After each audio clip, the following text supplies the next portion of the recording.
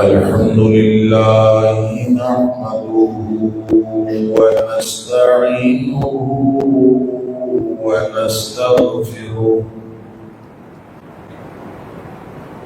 ونؤمن به ونتوكل عليه ونعوذ بالله من شرور أنفسنا ومن سيئات أعمالنا من يهده الله فلا مضل له ومن يضلل فلا هادي له وأشهد أن لا إله إلا الله وحده لا شريك له وأشهد أن محمدا عبده ورسوله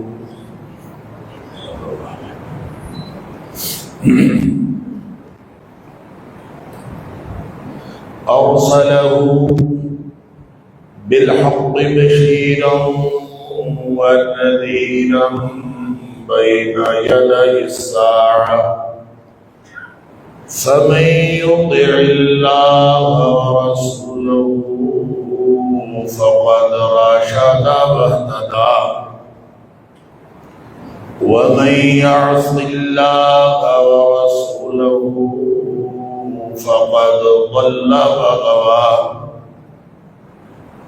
فإنه لا يضر إلا نفسه ولا يضر الله شيئا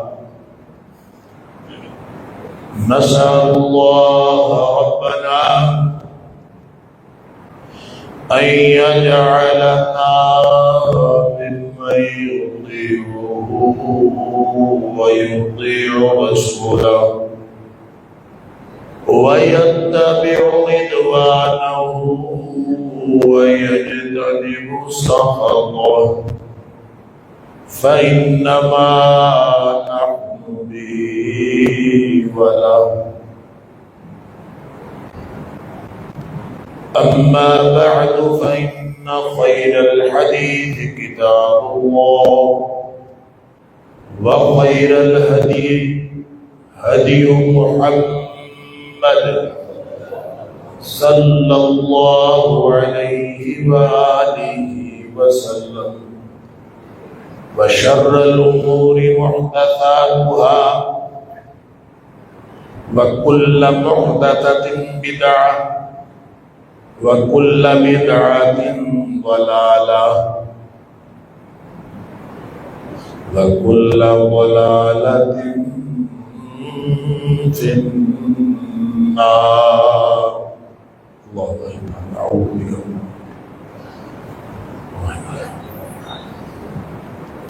فأعوذ بالله السميع العليم من الشيطان الرجيم من همزه ونفخه ونفثه بسم الله الرحمن الرحيم أهم يقسمون رحمة ربك نحن قسمنا بينهم معيشتهم في الحياة الدنيا ورفعنا بعضهم فوق بعض درجات ليتخذ بعضهم بعضا سخريا ورحمة ربك خير مما يجمعون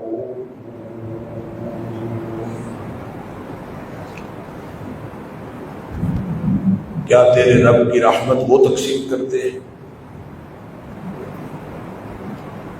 ہم نے خود ہی ان کے درمیان اسباب معیشت دنیاوی زندگی کے تقسیم کر دیے اور ایک کو دوسرے پر فوقیت دے دی ہے تاکہ یہ ایک دوسرے سے کام لے لیں، ایک دوسرے کے ماتحت ہو جائیں، اور تیرے رب کی رحمت اس سے بہت بہتر ہے جو کچھ تم لوگ جمع کرتے ہو یا یہ لوگ جمع کرتے ہیں۔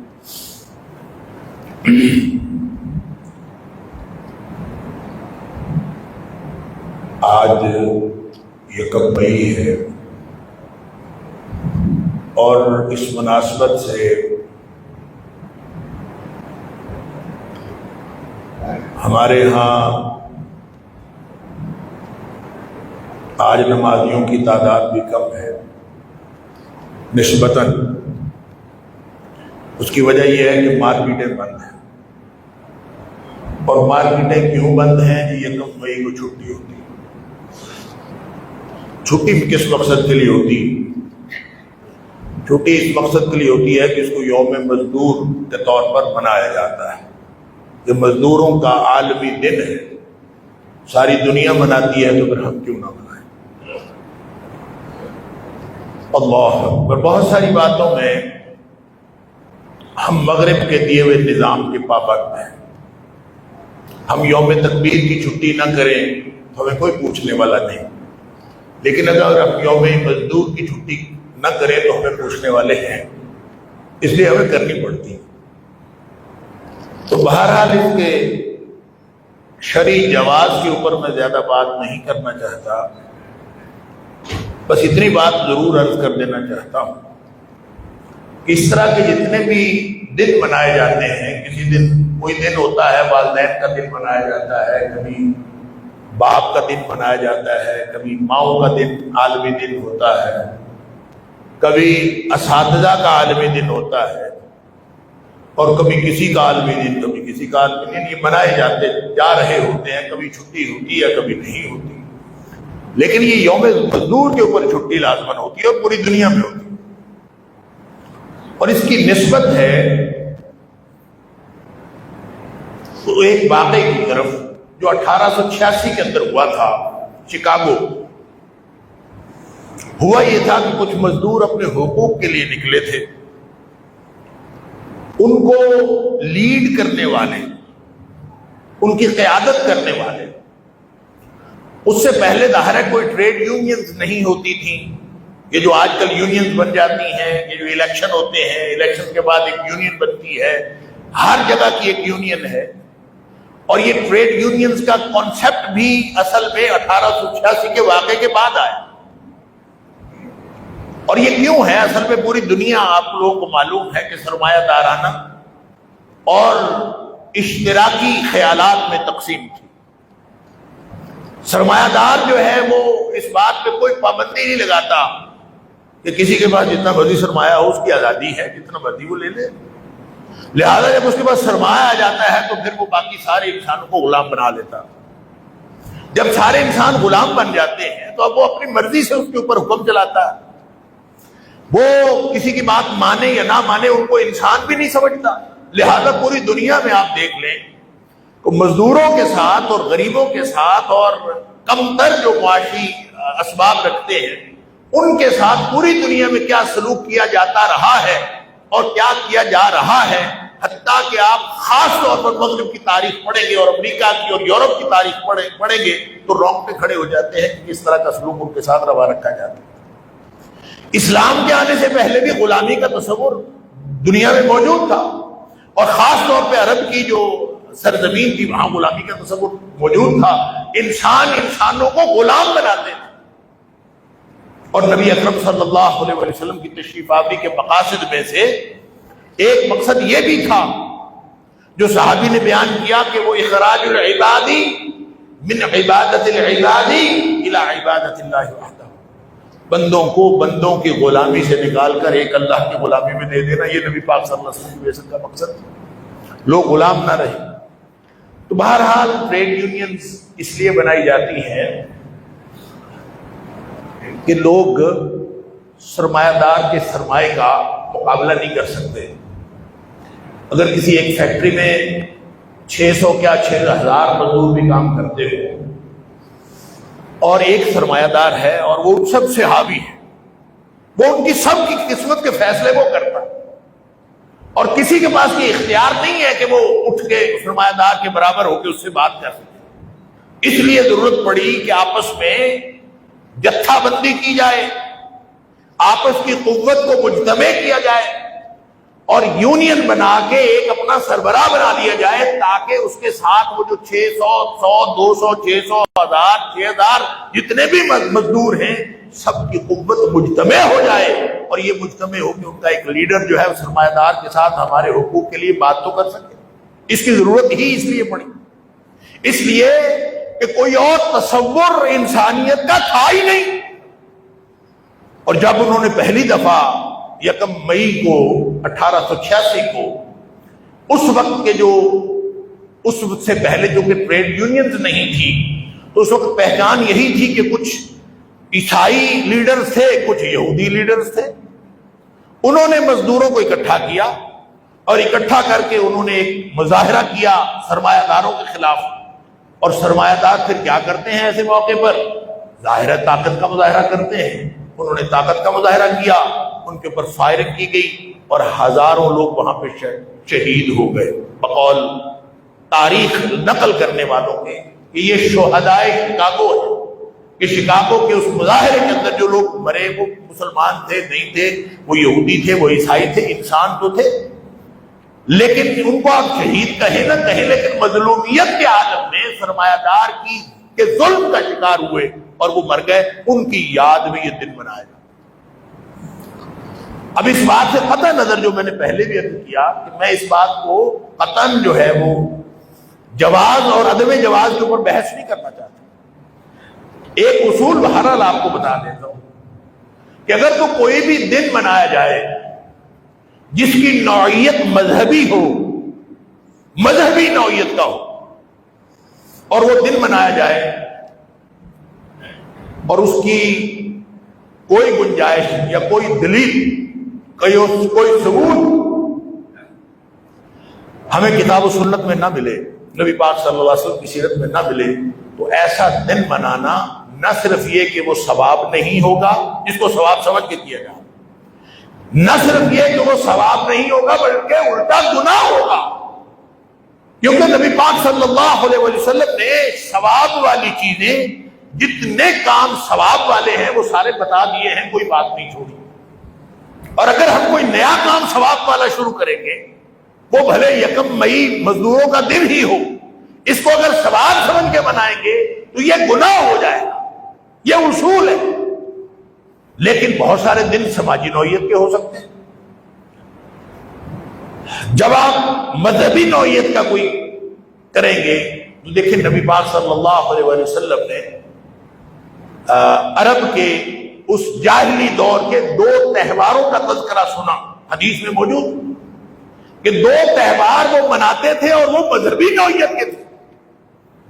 نبی کریم صلی اللہ علیہ وسلم نے فرمایا مسلمان وہ 2 تہوار نہیں منائیں، مسلمانوں کے لیے 2 تہوار عید الفطر اور عید الاضحیٰ، بس یہ منائیں گے، اس کے علاوہ کوئی اور تہوار نہیں منائیں۔ لہذا ثواب سمجھ کے ہم مناتے ہیں، اور ثواب سمجھ کے اگر کوئی تیسرا دن منائے تو گناہ ہو جائے گا۔ البتہ سماجی نوعیت کے بہت سارے معاملات ایسے ہو سکتے ہیں جس کا منانا ثواب اور عدم ثواب کے ساتھ تعلق نہیں رکھتا۔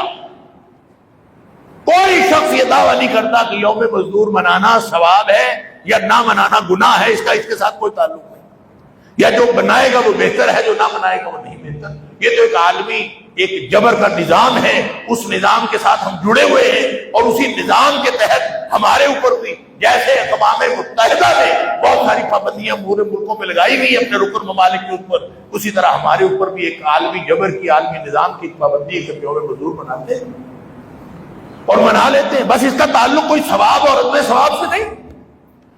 جو بھی کام معاشرتی نوعیت کے ہوں گے اور سماجی نوعیت کے ہوں گے، وہ چاہے انفرادی ہوں چاہے اجتماعی ہوں، اس کے منا لینے اور نہ منا لینے میں نیت انوالو ہوگی کہ کس نیت سے وہ منا رہا۔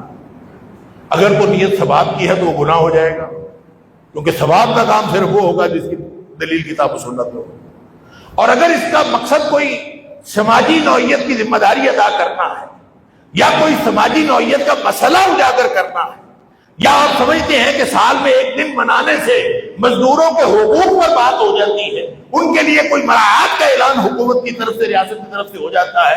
اگر ایسا کچھ سماجی نوعیت کا کوئی معاملہ ہے جو مزدوروں کے فائدے کا ہے تو یہ بات نیت پر ڈیپینڈ کرتی ہے کہ آپ یہ دن کس لیے مناتے ہیں، کس نیت سے مناتے ہیں۔ جو شخص جس نیت سے منائے گا وہ اسی کا بدلہ پائے۔ لہذا ہم اس کے جواز اور عدم جواز پہ بات نہیں کرتے، میں نے یہ بات کہی۔ لیکن کیا یہ عالمی دن مزدوروں کا منا لینے سے، جو میرا فوکس ہے اس وقت بات کرنے کا، کیا مزدوروں کا عالمی دن منا لینے سے مزدوروں کے حقوق پورے ہو جاتے ہیں؟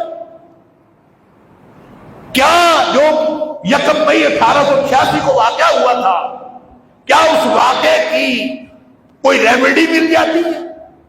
کوئی اس کا کوئی جو اس وقت وہاں پہ ہلاک ہوئے، جن کو مارا گیا، مظلومیت کے عالم میں مارے گئے، کیا ان کے گھر والوں کو کوئی کمپنسیشن دی گئی ہے یا دی جاتی ہے؟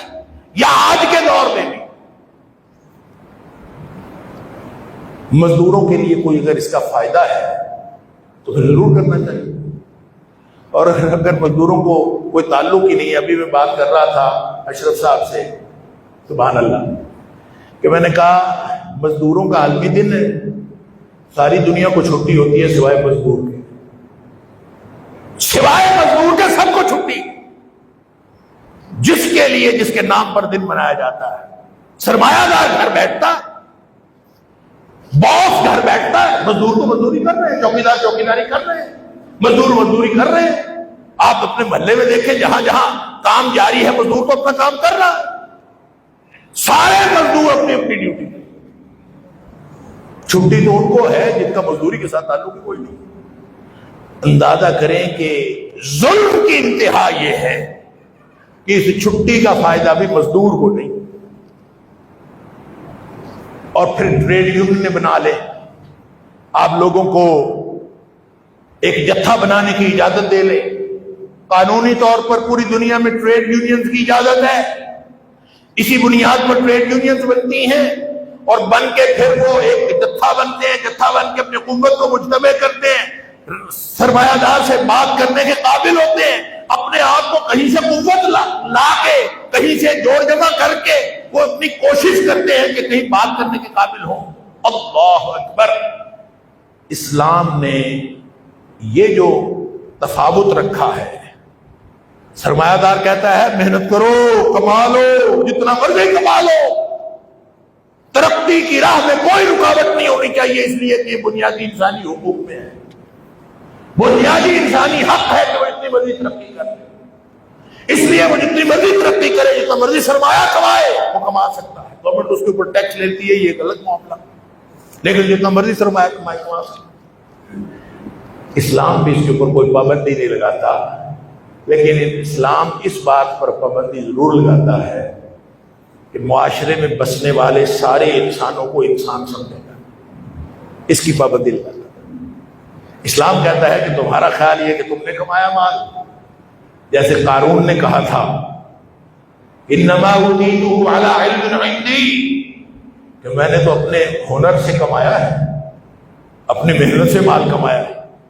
اللہ تعالیٰ فرماتا ہے محنت سے نہیں ہوتا مال، مال کا تعلق محنت کے ساتھ نہیں ہے، محنت ایک کمپوننٹ ہے، یہ جو تمہارے ذمہ باتیں رکھی ہیں ان میں محنت بھی ہے، وَلَيْسَ لِلْإِنسَانِ إِلَّا مَا سَعَىٰ، محنت انوالو ہوتی ہے، لیکن یہ جو خاص طور پہ درجات معیشت ہے نا، اللہ تعالیٰ فرماتا ہے ہم نے خود بنائے۔ یہ جو آیت سورہ زخرف کی آیت نمبر 32 میں نے آپ کے سامنے تلاوت کی، اس کے پیچھے اصل میں بات یہ تھی، آیت نمبر 31 کے اندر، کہ کفار مکہ نے اعتراض کیا تھا کہ اگر قرآن نازل ہی ہونا تھا تو کسی سردار پر نازل ہوتا، کسی بڑے آدمی پر نازل ہوتا، علی رجل من القریتین عظیم لولا نزل هذا القرآن علی رجل من القریتین عظیم، یہ اعتراض تھا ان کا، یہ قرآن ان دو بستیوں کے سرداروں میں سے کسی سردار پر کیوں نہیں نازل ہوا، یہ اعتراض تھا ان کا۔ خیال دو بستیوں سے مراد مکہ اور طائف. مکہ کے سردار کے بارے میں ان کا خیال یہ تھا کہ سیاح سردار جو ہے سب سے زیادہ سیاح وہ ولید بن مغیرہ، اور اسی طرح جو طائف کا سردار ہے عروہ بن مسعود ثقفی، اس کے بارے میں کہا جاتا تھا کہ وہ بہت سیاح اور بڑا. اب چونکہ اس کے پاس طاقت تھی، اقتدار تھا، غلبہ تھا، سب کچھ تھا، تو ان کا خیال یہ تھا کہ قرآن اگر نازل ہونا تھا یعنی نبوت ملنی تھی تو ان دو میں سے کسی سردار کو مل جاتی. کیسا کیوں نہیں؟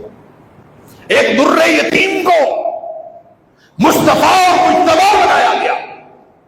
اس کی بجائے کوئی سردار ہوتا تو معاملات سیدھے ہو جاتے. سردار کے پاس سرداری آتی، ساری دنیا قبول بھی کرتی. عجیب و غریب خیالات تھے. اللہ تعالیٰ اس کا جواب یہ دیتا ہے اَهُمْ يَقْسِمُونَ رَحْمَتَ رَبِّهِمْ، کیا رب کی رحمت تقسیم کرنے کی ڈیوٹی ان کی ہے؟ یہاں رحمت سے مراد نبوت اور رسالت. ذَلِكَ فَضْلُ اللَّهِ يُؤْتِيهِ مَن يَشَاءُ مِنْ عِبَادِهِ، یہ اللہ کا فضل ہے. اللہ جس کو دے، جس کو چاہے اللہ تعالیٰ جس کو بنے. نبوت کوئی کسبی چیز نہیں ہے، یہ باہمی چیز ہے. اور رہ گئی سرداری، اور رہ گئی یہ درجات معیشت.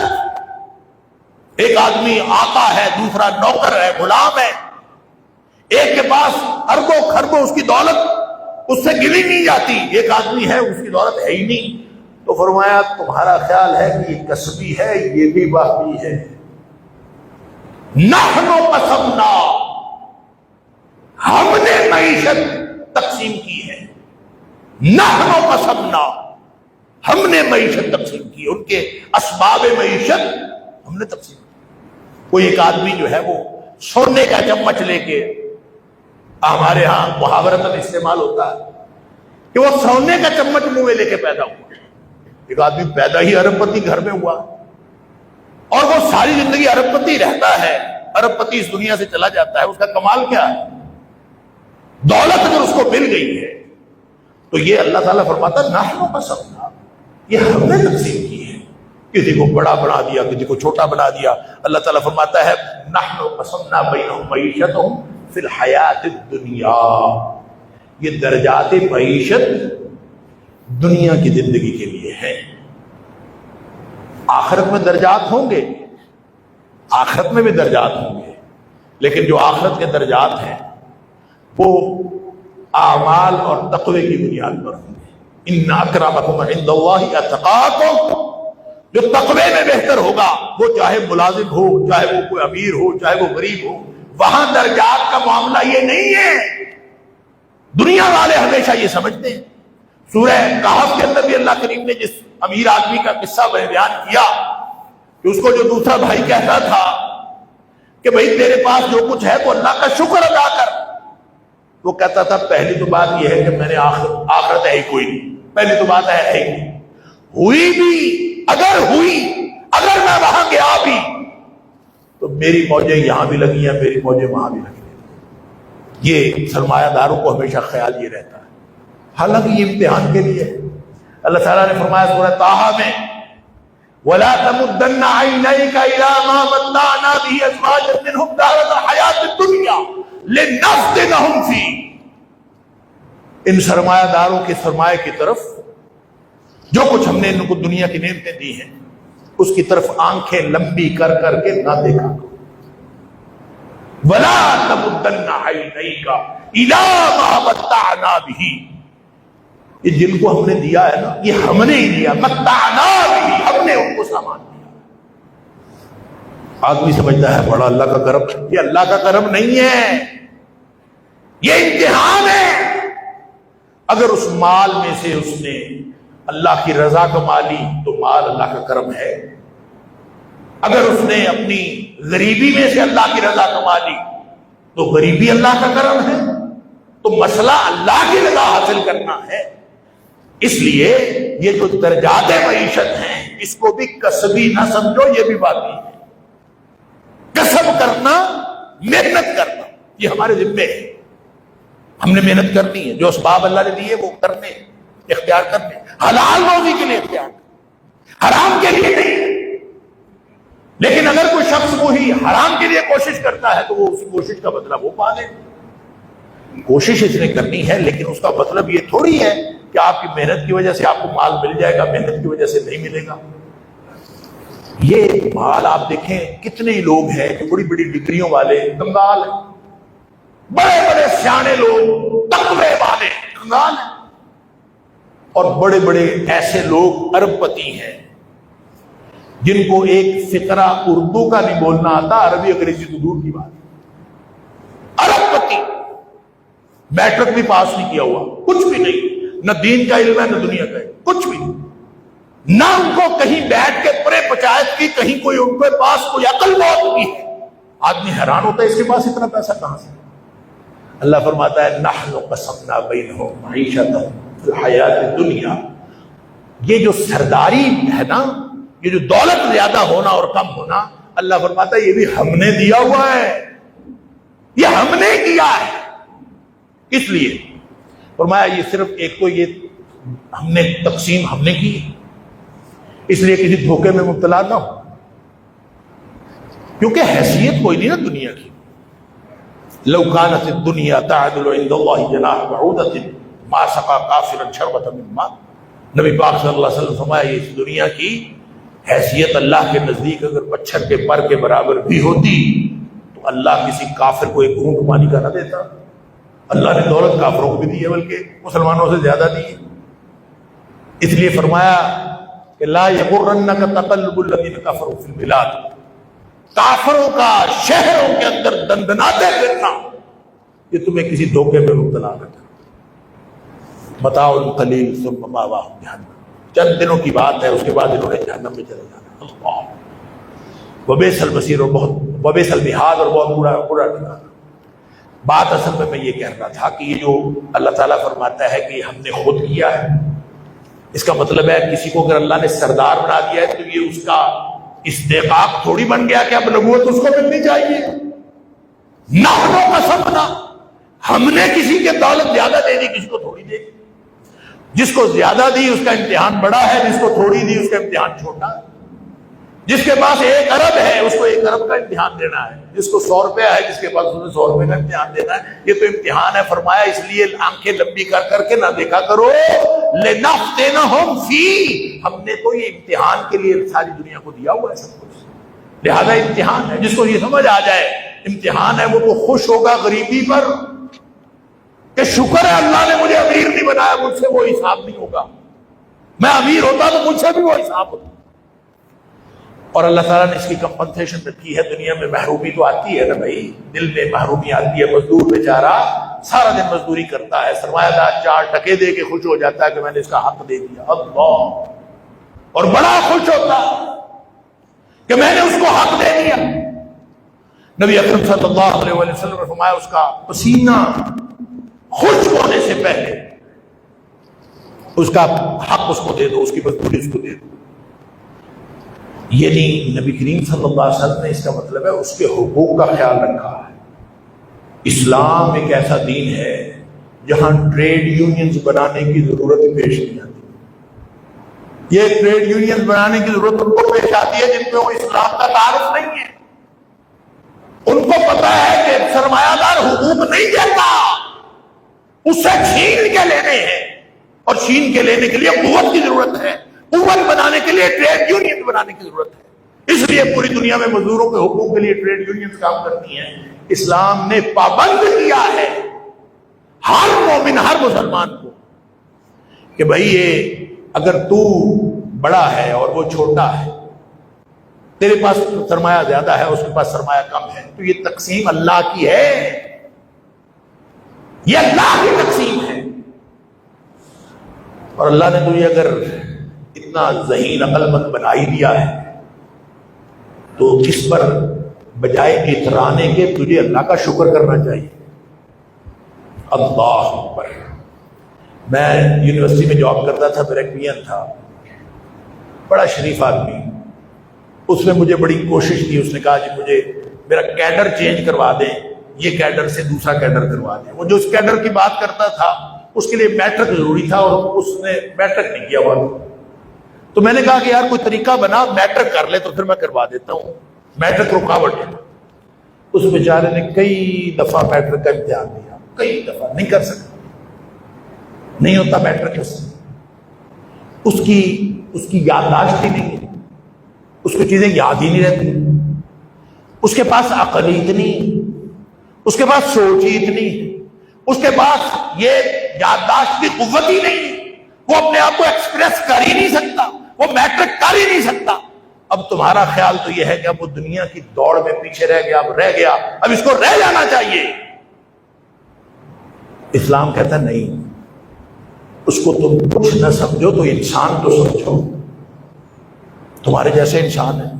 اللہ ربضے میں حضرت ابو ذر غفاری رضی اللہ تعالیٰ، آپ کو معلوم ہے کہ حضرت ابو ذر غفاری رضی اللہ تعالیٰ ربضے چلے گئے تھے۔ ربضہ بالکل ایک ایسا مقام تھا جو شہر سے باہر دور مقام تھا، مدینہ سے مکہ کے رستے پر۔ ان کے پیچھے ان کی فلسفی، ان کا جو ذہنی تھا کہ وہ سمجھتے تھے کہ یہ جو پیسے کسی کے پاس ایک درہم بھی ہو تو حرام ہے، اور اس کا ایک ان کا اپنا نقطہ نظر تھا، ان کا ایک اپنا تھیسس تھا۔ بہرحال عثمان غنی رضی اللہ تعالیٰ کے دور میں انہوں نے خود ساختہ جلا بندی اختیار کی اور ربضے چلے۔ ایک صحابی ہے معروف بن شعیب، وہ کہتے ہیں میں وہاں گیا ربضے میں، تو میں نے ابو ذر غفاری رضی اللہ عنہ کو دیکھا تو جیسا حلہ جیسا جبہ ربضے میں رہ رہے ہیں، اور جیسا جبہ ابو ذر نے پہنا ہے ویسا جبہ ان کے غلام نے پہنا ہوا، یعنی پتہ ہی نہ چلے غلام کون ہے اور ابو ذر کون ہے۔ وہی کپڑے انہوں نے پہنے ہوئے، وہی کپڑے انہوں نے پہنے۔ تو معروف کہتے ہیں کہ میں نے بڑا حیرانگی مجھے ہوئی کہ میں نے کہا ابو ذر یہ آپ نے کیا کیا ہوا ہے کہ جیسا لباس آپ کا اپنا ہے ویسا حلہ حدیث کے الفاظ ہے، حلہ اللہ، جیسا حلہ آپ کا ہے ویسا حلہ ان کا، یہ کیوں ہے؟ حضرت ابو ذر رضی اللہ تعالیٰ عنہ نے فرمایا کہ معرور مسئلہ اصل میں یہ تھا کہ ایک دفعہ میں کسی غلام سے بات کر رہا تھا، کسی ادنا آدمی سے بات کر رہا تھا، تو میں نے اس کے نسب کی آر دلائی ان کو، عیرتہ فی امہ، میں نے ان کی ماں کے حوالے سے، کوئی بات ہوگی ماں کے حوالے سے میں نے دان کی، تیری تو ماں فلاں ہے، تیرا تو فلاں خاندان ہے، کوئی ایسی بات کہی ہوگی۔ اللہ اکبر۔ تو کہتے ہیں عیرتہ، میں نے ان کی ماں کی آر دلائی کہ تو فلاں کی اولاد ہے۔ تو نبی کریم صلی اللہ علیہ وسلم نے یہ بات سن لی، اور نبی پاک صلی اللہ علیہ وسلم نے مجھے بلایا اور کہا ابا ذر تیرے اندر کی جاہلیت ختم نہیں ہوئی، تو ابھی جاہلیت کے دور میں رہ رہا ہے۔ اللہ اخوانکم خوانکم، تو کہتے ہیں میرے نبی پاک صلی اللہ علیہ وسلم نے، سرور کائنات صلی اللہ علیہ وسلم نے مجھے حکم دیا ابو ذر یہ جو تمہارے ماتحت ہوتے ہیں یہ تمہارے بھائی ہوتے ہیں، اخوانکم خوانکم، تمہارے ماتحت لوگ تمہارے بھائی ہوتے ہیں، لہذا وہی ان کو کھلایا کرو جو خود کھاتے ہو، اور وہی ان کو پہنایا کرو جو خود پہنتے ہو۔ اللہ ولا تکلفوہم ما یغلبہم، اور ان کو ایسی بات، ایسا مشقت والا کام نہ دیا کرو کسی غلام کو، کسی نوکر کو، کسی ماتحت کو جو اس کے لیے مشکل ہو جائے، اس کے لیے کرنا مشکل ہو، ایسا کام ماتحت کو دے دینا کہ اس سے کیا ہی نہ جا سکے۔ وہ ان کلفتوہ، اگر ایسا کام اس کے ذمہ لگا ہی دیا، بہت مشکل کام ہے، فرمایا فاعینوہم، پھر خود بھی اس کے ساتھ مدد کیا کرو۔ اب یہ غلام کو، نوکر کو، ملازم کو، مزدور کو چھٹی نہ کرو اس کے نام کی نہیں کرتے، چھٹی کرنے سے مزدور کو کوئی فائدہ نہیں، اس کو صرف انسان ہی سمجھ لے۔ تو فرماتے ہیں ابو ذر کہ مجھے نبی پاک صلی اللہ علیہ وسلم نے حکم دے دیا کہ جیسا لباس خود پہننا ہے ویسا ان کو پہننا، اور جیسا خود کھانا کھانا ہے ویسا ان کو کھانا کھلانا، اور ان کو مشکل کام بھی نہیں کہنا، اور اگر مشکل کام کہنا ہے تو خود اس کی مدد کرنی ہے۔ جس اسلام نے مزدور کے حق کا تحفظ خود کیا ہے، اور ربضے میں بیٹھا ہوا جلا وطنی کے عالم میں ایک شخص اپنے غلام کی، اپنے ماتحت کی خدمت کر رہا ہے، اللہ اور حدیث کے الفاظ ہیں جعلہ اللہ تحت ایدیہ. بس ایک بات سوچ لیا کرو، ایک بات سوچ لیا کرو، یہ جو تمہارا ماتحت اس کو اللہ نے بنایا ہے نا، اللہ تمہیں بھی اس کا ماتحت بنا سکتا تھا. جعلہ اللہ تحت ایدیکم، اللہ نے اس کو تمہارا ماتحت بنایا ہے، لہذا ماتحت کو کم از کم انسان ہی سمجھ لو. بس مزدور کو انسان سمجھ لو، سارے کام حل ہو جائیں گے، سارے مسئلے حل ہو جائیں گے. اس لیے مزدور کے پسینے سے پہلے، پسینہ خشک ہونے سے پہلے مزدوری دینے کا بھی معاملہ یہی ہے. اللہ، اور پھر اس سے جو بھی مزدوری لینی ہے اس کے بارے میں بے شمار احادیث ہیں کہ مزدور کی مزدوری کے بارے میں آجر کو اتنے احکام ہیں، اتنے حکم ہیں کہ اگر وہ مزدوری کے اندر ذرا بھی کوئی ڈنڈی مارتا ہے تو اسلام نے اصل میں یہی کارنامہ سر انجام دیا ہے کہ جو ماتحت ہے اس کو بھی اور جو آقا ہے اس کو بھی، دونوں کو پابند کیا ہے کہ تم سب اللہ کے ماتحت ہو. اور اس کو کہا ہے غلام کو کہ جس کے بارے میں نبی پاک صلی اللہ علیہ وسلم کا فرمان ہے کہ 3 لوگ ایسے ہیں جن کے لیے دوہرا اجر ہے، ان میں سے ایک وہ ماتحت ہے، ایک وہ غلام ہے، ایک وہ مزدور ہے جو اپنے آقا کا حق بھی ادا کرتا ہے، اپنے اللہ کا حق بھی ادا کرتا ہے. سبحان اللہ، یہ اس کے لیے ہے کہ حق ادا کرو. مزدور کا امتحان مزدوری ہے اور سرمایہ دار کا امتحان سرمایہ ہے. وہ اس کا امتحان ہے، یہ اس کا امتحان ہے. اور رہ گئی بات اللہ کے ہاں درجات کیا ہے، اللہ تعالیٰ نے اس غریبی اور مسکینی کا امتحان کے اعتبار سے، امتحان ہونے کے اعتبار سے برابر ہے. البتہ جو محرومی ہے، کہ جو غریبی ہے، یہ محرومی تو ہے کہ امیر لوگ عیاشی کر رہے، غریب لوگ بیچارے دھوپ میں جل رہے، تو محرومی تو ہے. تو نبی کریم صلی اللہ علیہ وسلم نے فرمایا اللہ تعالیٰ اس محرومی کا کمپنسیٹ کر دے گا. کیسے کمپنسیٹ کرے گا؟ فرمایا جو غریب ایمان والے ہوں گے وہ امیر ایمان والوں سے 500 سال پہلے جنت میں جائیں. صرف 500 سال پہلے. دنیا کی زندگی اگر 100 سال بھی ہو تو 5 زندگیوں کی کمپنسیشن ہے، اور وہ بھی دنیا کی نہیں، جنت کی. اس سے بڑی کمپنسیشن اور کیا ہو سکتی؟ لہذا مزدور کو اپنی جگہ پہ اللہ کا شکر ادا کرنا چاہیے کہ اللہ نے مزدور بنایا ہے. دنیا میں بھی امتحان سوکھا ہے اور انشاءاللہ آخرت میں بھی 500 سال پہلے جنت میں جائے گا. اور جس کو اللہ تعالیٰ نے دولت دی ہے اور جس کو اللہ نے اس کے اوپر آقا بنایا، اس کو بھی اللہ کا شکر ادا کرنا چاہیے. اس امتحان میں کامیابی کی کوشش کرنی چاہیے. اگر امتحان میں کامیاب ہو گئے تو نہ مزدور ہونے کا کوئی نقصان ہے اور نہ آقا ہونے کا کوئی فائدہ ہے. اگر امتحان میں ناکام ہو گئے تو پھر اس کا بھی نقصان ہے، پھر اس کا بھی نقصان ہے. اللہ تعالیٰ مجھے اور آپ کو، ہم سب کو یہ جو درجات معیشت ہیں ان کو بھی سمجھنے کی توفیق عطا فرمائے اور اس امتحان میں کامیاب ہونے کی توفیق عطا فرمائے. دیکھیں ایک حدیث بس میں عرض کر دیتا ہوں کہ بہت ساری حدیث میرے ذہن میں آ رہی ہیں، خاص طور پہ عملی طور پر. یہ کہ ہمارے ہاں گھروں کے اندر اکثر ملازمین ہوتے ہیں، میل یا فیمیل، وہ کھانا بناتے ہیں. اللہ اکبر، جب وہ کھانا بنا کے آقا کو پیش کرتے ہیں، اپنے گھر کے مالک کو پیش کرتے ہیں، تو ہم آرام سے بیٹھ کے اپنے کھانا اس نے بنانا ہے، بنا کے اس نے لگانا ہے، اور ڈائننگ ٹیبل پہ ہم کھانا کھا کے اٹھ جاتے ہیں. بس ٹھیک، اس کو ملا ہے نہیں ملا ہم نے کبھی خیال نہیں کیا. نبی کریم صلی اللہ علیہ وسلم کا حکم ہے، بخاری کی حدیث، پھر یہ دوسری کتابوں میں موجود ہے. نبی پاک صلی اللہ علیہ وسلم نے فرمایا جب کھانا خادم بنا کے دے دو،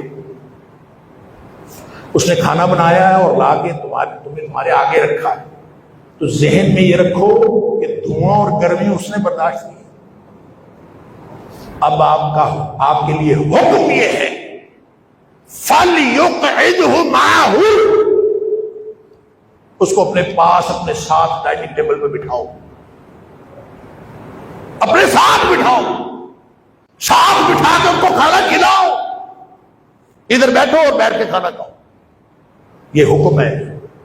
لیکن اجازت دے دی کہ اگر ایسا ممکن نہ ہو، مہمان آئے ہوئے ہیں، کھانا کم ہے، کوئی اور وجہ ہے، یا وہ ساتھ بیٹھنا نہیں چاہتا، وہ شرماتا ہے، کوئی بات بھی ہو سکتی ہے، تو اس کو کم از کم کھانا ضرور دے دو اس میں سے. یہ کم از کم بات یہ ہے کہ اس کھانے میں سے آپ جتنا جو جیسا کھانا آپ خود کھا رہے ہیں اور جو کھانا اس سے پکوایا ویسا کھانا اس کو بھی دے دیں. اگر آپ اس کو دے دیتے ہیں تو یہ نبی پاک صلی اللہ علیہ وسلم کے حکم پر کم از کم عمل ہوتا ہے. اس کا مطلب ہے نبی کریم صلی اللہ علیہ وسلم نے تو اسی بات کا بھی خیال رکھا ہے, سبحان اللہ, کہ آپ نے کھانا بھی اکیلے نہیں کھا جانا کہ وہ بیچارہ دیکھتا رہ جائے, اور باقی حقوق کا کتنا خیال رکھا ہوگا اور کتنے نفسیاتی کیفیات کا خیال رکھا ہوگا, یہ آپ قربان جائیے نبی اکرم صلی اللہ علیہ وسلم کے, اور شکر کریں کہ اللہ نے ہمیں دین اسلام کی نعمت عطا کی ہے جس میں سارے انسان ہیں. لہذا آپ بڑا چھوٹا نہیں ہوتا کوئی, سب انسان ہوتے ہیں. اگر انسان سمجھنا شروع کر دے اور اللہ کی مخلوق سمجھنا شروع کر دے, الخلق عیال اللہ, اور یہ ساری اللہ کے ایک اللہ کی رعیت ہے, اور سب سے بہترین وہ ہے جو اس رعیت کے ساتھ اچھا سلوک کرتا ہے. ہم سب وہ بن جائیں کہ لوگوں کے ساتھ اچھا سلوک کرنے والے. اللہ تعالیٰ مجھے اور آپ کو ہم سب کو اس بات کی توفیق عطا فرمائے. وآخر دعوانا الحمدللہ.